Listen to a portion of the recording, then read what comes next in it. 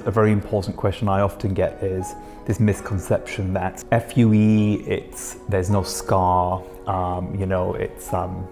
it's the newer, sexier version of surgery.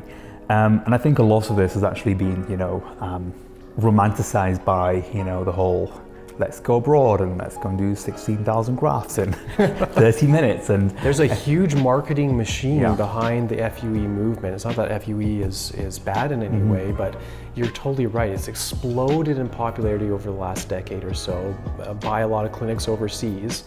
And it's marketed as the latest and greatest. If you really go back in the history of FUE, this is actually a very old technology, right?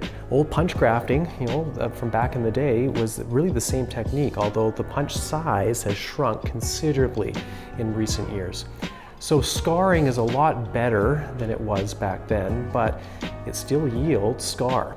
And that's one of the most common misconceptions. When you ever hear scarless or painless or anything like that, that is not, I guess, an accurate description of what you're actually left with after a surgery.